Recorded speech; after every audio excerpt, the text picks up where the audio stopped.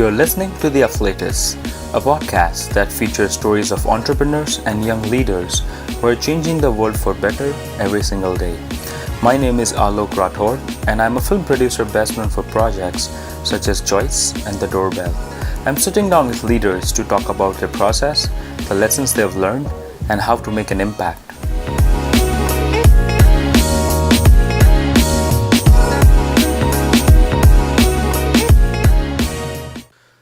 In this episode, Rajdeep talks about leveraging technology to solve problems, developing a business brand to reflect excellence, and rediscovering hidden potential through leadership.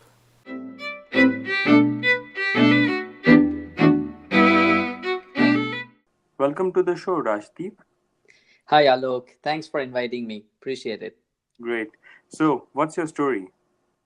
Okay, so let me just start from my childhood. I think it might be a little interesting to start that way. I come from a bit middle class family from India. Born in a pretty small city. So when I was small, I always was quite passionate about engineering, and my dream has always been to go to IITs and all that. Um, I was fortunate to have pursued those dreams. I did my engineering from IIT, and then I got a new charm that I have to take my education from US, right? And I just wanted to come to US. It wasn't necessary actually in what stream. I just wanted to get here because people used to tell me this is the land of opportunities, etc.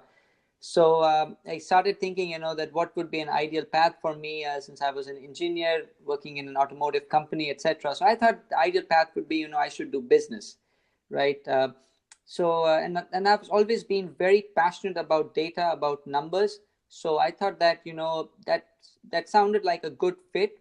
So, I went down that path, but of course, there were several challenges coming here, right? One is coming from middle class family, it's not easy. And the second is you have to get through all these hurdles in getting education from a leading institution here. So anyway, I decided to take the risk. I decided to take on that challenge of coming to a foreign land, taking my education here. So I came to US after spending 4 years after my engineering, did my MBA from here, and then I joined one of the largest corporations of the world in market analytics, market intelligence functions. So I started with BP after my education from Michigan State. And then while I was at BP, I was always been, since my childhood, I've been a little bit entrepreneurial. I like to explore new things and, solve problems. That's my inner self. I'm just a good problem solver. So, I spent some time in BP, about a couple of years, etc. And then I thought that, I came across a really big problem in BP. And I thought there might be a better way for me to impact the world by solving this problem. But then as an international international person, starting a business, etc., in US is not easy. Yeah. Right? It's a huge challenge. So I continued with BP while in the part-time, I would come home and understand, technology. The big challenge I had is, in my role in BP was more in the market intelligence, market analysis side. But my idea was about, leveraging artificial intelligence to solve a lot of these problems, right? And although I have been a technology person since, my childhood, but I wasn't as up to speed with artificial intelligence to be able to start my business. So, I would come back from office, and every day I would spend time on understanding the new technologies, etc., further refine my ideas and further understand how we can exactly solve the problem. And then, having spent about 6 years in BP, I thought it's the right time for me to start my new venture, pursue my dreams.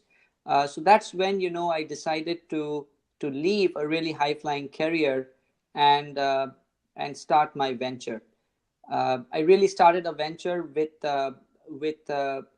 it was a very high risk venture because the problem we were looking to solve was extremely challenging. It was an unsolved problem. And if I was unsuccessful, I would have pretty much, put my career on stake, right? So, but anyways, I took the chance, and first 2 years we really struggled because we were not able to, solve the problem that well. I mean, bringing a new technology into action is always very challenging. But anyways, we got through those hurdles, and then, today we are in a very good spot. The company is doing outstanding. Our clients love us for what we do, and we are also recognized among the top 15 early stage startups in US.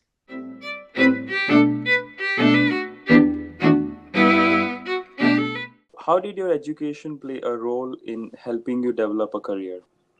Yeah, that's a good question, Alok. So I think the fortunate thing that happened to me was my education was in the exact area that I was passionate about. So, like I mentioned, I've always been passionate about numbers, data, and problem solving, right? Yeah. And I pursued an education in engineering, right? I did my engineering from IIT. So there's a couple of really good things that happened. One is the general environment at the IITs is you work under a lot of pressure. Those 4 years, and even preparing for IIT just prepares you really well to handle pressure. And I think that's one of the most important things in life, is to know how to handle pressure, right? So that's one important thing I learned out of it. The second important thing I learned was to channelize my ideas. So education helped me, with better insights on how I can, leverage numbers, can leverage technology, etc., to create phenomenal outcomes. So I think that's how my education in at the IITs helped me. And then when I came to US to pursue my master's in business, my MBA from Michigan State, the piece that really helped me was getting to understand that how do businesses work, right? How does the how do you build a strategy? How do you market a business? And how do you build a great company? Yeah, and I can relate to a lot of those things because, growing up in India, I was also aspiring to go to one of the IITs. But once I began preparing for IIT, so began preparing for JEE, I quickly realized that, I'm not cut out for this thing because I remember that, I went to Kota to Bansal classes to prepare for the entrance exam. But in the first week, I think they began teaching us vectors, and I couldn't understand what exactly is vectors. I still don't understand what is vectors, and that essentially became like the reason that I figured out, okay, engineering is not for me. Like I like numbers and everything, but I can't comprehend this concept. So I would make for a pretty bad engineer. So I moved on to study business in Mumbai. So I went to NMIMS and I studied business over there, and that again helped me push my passion for numbers, and then I got job at JP Morgan, and I was able to continue and really learn from the different bankers across the world, and how the system differs slightly in each part of the world. And once I got here again, I was doing economics at Harvard, and that's when I discovered filmmaking. So while I was pursuing my own dream of solving challenges and doing that through numbers, I found another I could opportunity to branch out into filmmaking, and here I am, 18 months later with a film company. So That's outstanding. That's outstanding, Alok. So yeah, see, the thing I've learned is, like when we are kids, our parents tend to push us in a certain stream that they believe is best for us. But I think the most important thing is to push for freedom, right? Understand what the individual wants to do, and then push for and then let the individual pursue it. So apparently, you were meant to be creative. You're meant to be an artist, right? So that's the reason why IIT wasn't a good fit anyways for you, right? Like, even if you went to IIT, you would have been it wouldn't have helped you in any way. So I mean, of course, like, it was mostly under peer pressure, then out of that pure passion to do engineering. So, yeah, of course, even if I would have made it there, I wouldn't have been successful in general at engineering. So, thank God that, I didn't go down that path and I was able to pursue what I really wanted. exactly. So, yeah, so in that sense, I relate that, my education was in the field that I was really passionate about. So,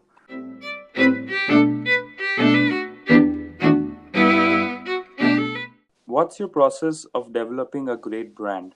So I'm a big I'm a big fan of Steve Jobs. I always look up to him as how he built such an outstanding brand and the most valuable company on earth. And the piece that I've learned uh, is that brand is nothing but that one thing that you want people to take away about your company, right? Because the problem in the because like the way Steve Jobs says, it's a noisy world, and people would not remember a lot of things about a company.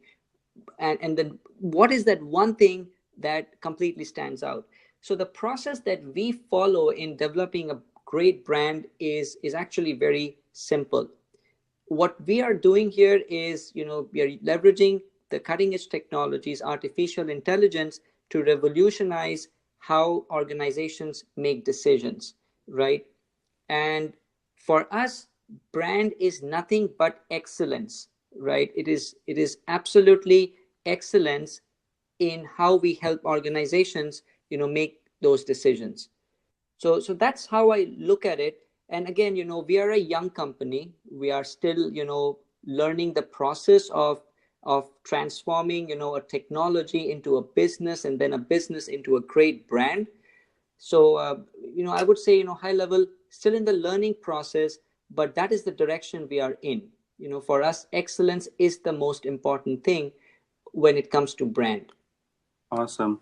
And I think that's a right strategy, especially in the early stages of the company, because if anything, like, my experiences of developing my own film company here has taught me that uh, while you can stand out with your content and, like, people will take note of, like, okay, this company is making this kind of content, but it's really the pursuit of excellence that will make you stand out. And I've tried to reflect that ideology not only, like, while planning a film or while on sets, but even after, like, the film is done and while I'm hiring people, because um, a very weird thing that we do is, like, when we hire people, we ask people for their failure resumes. So we ask them that, okay, everyone writes, their achievements and good things about them on resume. Tell us about, like, things that you have failed at, things that you've been unsuccessful at. So uh, and then we'll see that, okay, have you grown from that experience, have you learned from that, because that really reflects your character. And once we see that, that learning curve or that growth in experience, we then ask them to, like, interview us and then discuss their achievements, because you really build your character when you are down and out, and once you start rebuilding yourself from that stage, that is essentially what we look for when we are building our company. But of course, like, excellence, as you said, is should be the hallmark when you're growing the company, and I certainly follow that principle. So I'm pretty sure that, it will have a good payoff for you in the future.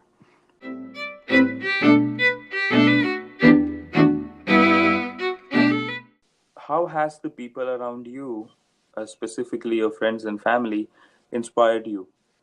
Yeah, I mean, interesting question. So there's something I quite firmly believe, Alok, is that you are actually defined by the five people you spend the most time with, right? And they actually may not be people. I mean, it can be your pets, it can be your kids. right?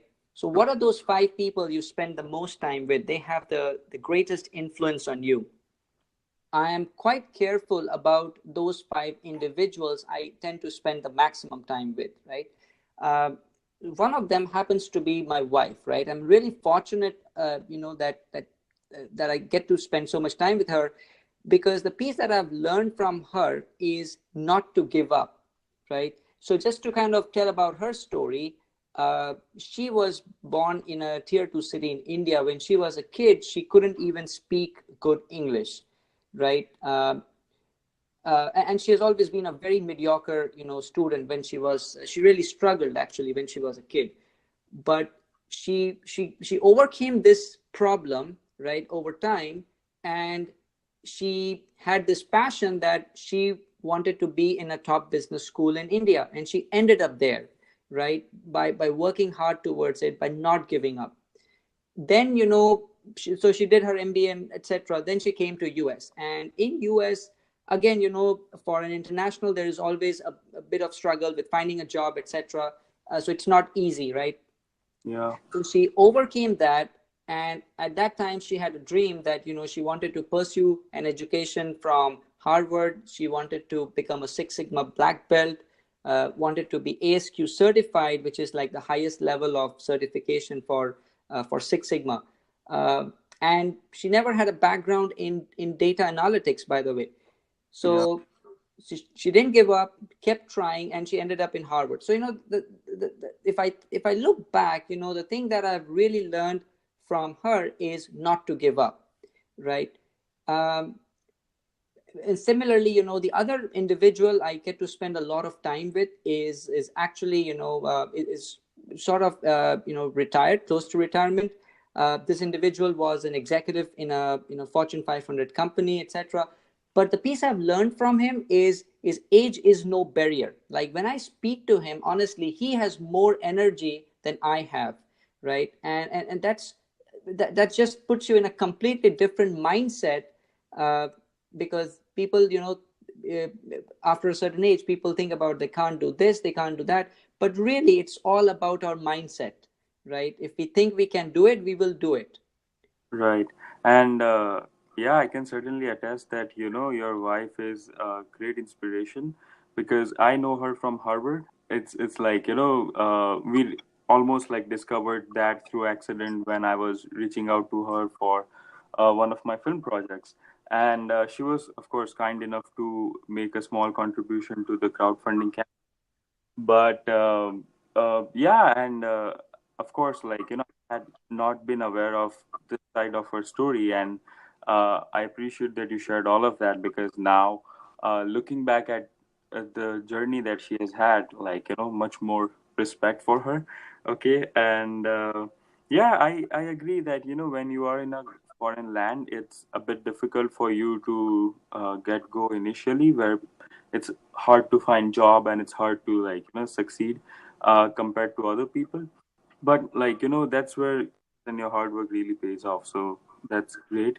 But also, like, I also believe, as you said, that, spending time with 5 people around you really helps you to develop and grow yourself because uh, when I was at Harvard, I saw myself this, like, surrounded by all of these people who are doing amazing stuff or had been doing amazing stuff before even they got to Harvard.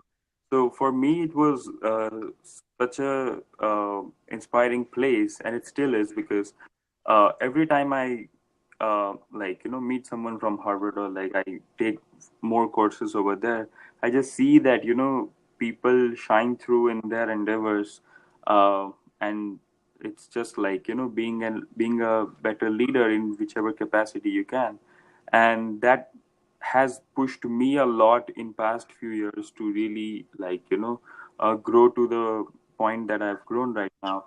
And so I agree that the 5 people around you really have that impact on you. And yeah, of course, like, a lot of people after a certain age feel that, okay, this is not for me, and, like, I'm not at the age to do this. But I just think that, age is a number, and it shouldn't be a barrier to anything that you want to do.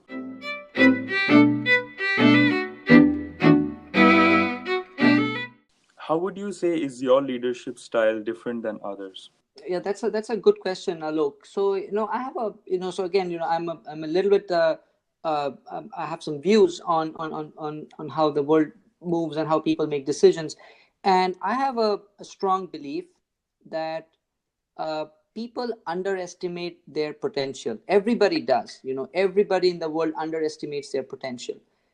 um, for me, leadership is about bringing that undiscovered potential of an individual, right?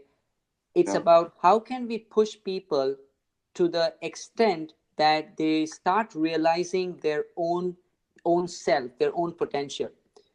So the way I manage, the way I drive leadership in the company is simply by pushing people. And then there has to be a balance. Of course, you don't want to push people so hard that they start falling apart, that they start undermining themselves, but you really need to push them hard enough that they can bring their best out of themselves. The other part of it is people often don't really know what they like, right? Like, for example, we may have somebody uh, as a data scientist, right, living and breathing numbers. But when you push an individual hard enough, you figure out that actually the person is loves creativity, right? That's their inner self. They like more about creativity and all that than number crunching. So I think that's the way I believe in leadership. It's about one, pushing people hard enough so they can help themselves, they can bring the best out of them, which will actually help in their own career, right? And the second is to help people realize what they are truly passionate about, and then giving them the freedom to pursue their passion. And of course, the that freedom has to result in if they're employees of the company, it has to result in benefits in creating value for the company. But the key is that instead of the key is to understand that and pushing them in that direction, right? And that's the piece that I've found that people really enjoy if they're given a chance to do what they are truly like the inner self is passionate about. They would truly enjoy, and you don't even have to tell them what to do, because then they are self motivated, right? Right. Yeah. And I am the living example of everything that you've just said, because while I was happy doing numbers at Harvard, uh, there was always a storyteller in me where I felt that, okay, I need to share these stories that I observed around me and I have observed over the years. And it was one of my friends who at Harvard, she said that, okay, maybe you should try filmmaking. You're such a passionate storyteller. It will be a good way for you to just take your stories to the audience. I'm like, but I don't know, how the process of filmmaking works, and I don't think I want to go to film school at this stage. She's like, no, you can help me produce films, and you can learn along the way. And as you said, once I figured out what it takes to make film, then it was just me learning on my own, each step of filmmaking. So on my first film, I of course, because I was just starting out, I didn't want to put in so much money that because I wasn't sure if I was doing a good job or not. So I taught myself how to edit a film for 6 months, and then I edited my own film. uh, and then same thing with all the paperwork and all the legal stuff, because of course, unions and all the representatives have different way of working here. So to learn all the legalities of doing paperwork, of hiring an actor and technicians and things like that. So yeah, if you're passionate and driven, then you learn these things on your own, and you don't necessarily need someone to walk you through them.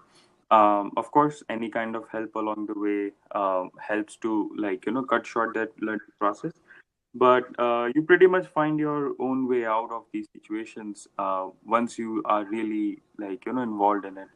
Outstanding. That's a very encouraging, very good story, Alok. Outstanding. So from business, you went into film, which is not easy, right? And I'm Yeah. glad that you identified that that was your passion. So I think that's the key, is identifying what individuals, what we ourselves are passionate about, and then pursuing those dreams. Right. And I mean, I'm still in business, as in, like, the finance business that I developed while I was, like, working with my family business and at Harvard is still there, and I'm still involved in it. But it allowed me to branch out into something that is also, like, I always had the passion for. So, of course, growing up in a family that is, like, very entrepreneurial, go on and, like, develop that passion automatically. But filmmaking is something that, when you go through life and your own challenges and struggles, you sometimes just why to, like, share certain ideas, and sometimes filmmaking is better suited for that and not finance. So it's a healthy balance that I've been able to strike, and I hope that I continue to do so. But yeah, like, there have been times where I've surprised myself also, because I never expected to have a film production company in New York, but I have one, and I have people who are really supportive and hardworking. So thank God for that. Excellent, excellent.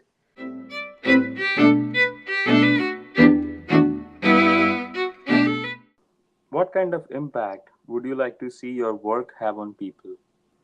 Yeah, so I think my inner self, Alok, like I said, is of a problem solver, right? I like solving problems, and uh, I just want to build onto that. So when I was at BP, I was in a pretty good position, had a very high profile career there. Uh, what I found out was that with technology, we are now generating a massive volume of data every year. Like, if you read some of the articles, then in 2017 and 2018, we probably generated more data than the last 20,000 years of humanity, right? So we are generating this massive volume of data, but businesses, organizations are unable to leverage this data to make good business decisions, right? Uh, they often make decisions out of intuition, right? So the problem that we went out to solve, and the problem I want to solve, is how can we help organizations leverage this massive volume of intelligence, this data, and make better business decisions. And we are using artificial intelligence to solve a lot of this, because humanly it is just impossible, right? So we are making really good use of technology, and that is how I want people to remember us, to remember the work that our organization does, is help them make better decisions by leveraging technology and leveraging data. Yeah, we have suddenly had this explosion in terms of the data that we are generating, and largely, in fact, due to, like, all the ecosystem of, like, connected devices and file sharing and all the things that we have these days. It's just, like, difficult, and, as you said, humanly impossible to break down and derive insights from that. And you need a technology like AI to really, like, break down those complex data sets and make meaningful connections out of it. That's like, one of the challenges of our times. And I feel that, industries or corporations who are able to find solutions to these problems will really go on to, define the future. Because um, as the technology like AI grows, and, like, as we collect more and more data, there's also a risk of, like, more, like, the data leaking out. So uh, while these are very promising um, technologies, we need to find a way to, like, keep our data and privacy safe. So, of course, like, being the problem solver you are, I think it's great that you have these values to go by. And I hope that, more and more people um, find value in the services that you offer, and they just hope that you are able to provide them solutions that they're looking for. If in future my company grows to a point where like I really need those hard data driven insights, then I'll make sure to reach out to you. Absolutely, absolutely, Alok. That would be very outstanding.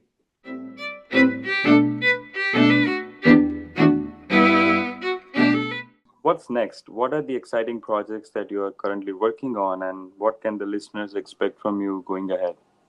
Yeah, well, so see, what next is, we are, I mean, ZDaly is the greatest, thing we are working on right now. We want to make ZDaly a great company, right? A great brand. Uh, we are fortunate that, several investors and, several Fortune 500 companies have shown faith and confidence in what we are doing. And as a result, we are one of the fastest growing companies. We just launched our product towards the end of 2017, and we already have, several Fortune 500 companies, leveraging the technology. For one of the tier one consulting, we were able to, transform the way they are doing business. Uh, Hedge funds, the financial sector is using it, and we want to continue helping our clients, and then ultimately the the vision is to build a unicorn in the next 3 to 5 years. Wow. Yeah, that's wow.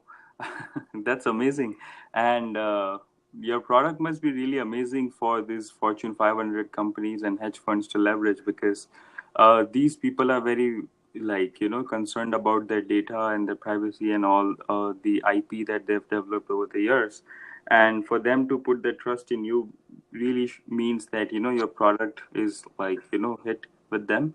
Um, so that's great, and it's fascinating to see how much you have grown since the product launch, and uh, I'm sure that you will reach that destination of building a unicorn uh, with your ideas, and that it's such a big inspiration for me because as I said that people like when they share their stories of like how essentially they made it to the point where they are right now, it just gives me so much of hope and positivity that okay, uh, these episodes sort of become my strength whenever I'm feeling low, that okay, like things don't seem to be going well, but then when I listen to your story and the stories of other guests, it just always keeps me pushing. So that's awesome, and I hope that you find success in your future endeavors as well,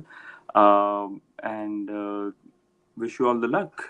Oh, thank you, Alok. Really nice speaking to you, and thanks for inviting me to your podcast. I really appreciate it, and I really hope that that my story is able to inspire some individuals who are feeling shy about taking risks in life. I think that the most important thing in life is, number one, to believe in yourself, right? Yeah, To just have full faith, to have confidence yourself, and not to give up. If we can just do those two things, then really you can achieve anything that you want in life. right. Yeah, and that's such like that's so well said, because that's essentially the reason why I do this podcast, is that people when they listen to these episodes, they should walk away with insights that these are the people who have been able to do it from all these different industries. So like I'm pretty sure like if they were able to do it, then you can also do it. And thank you so much for these insights and sharing your stories, and it was such an honor to have you on the show. Well, thank you, Alok. It was an honor speaking with you as well, so thank you. You've been listening to The Afflatus. If you like what you have heard, do us a favor and share the episode with your network on social media. It helps. If you would like to know more about the show or share your opinion on the episodes, connect with us on facebook.com/unciafilms. That's facebook.com/unciafilms. If you would like to support the crowdfunding campaign of my latest film, The Doorbell, then click on the link mentioned in the description. Even a single dollar helps. Thank you so much for listening to The Afflatus.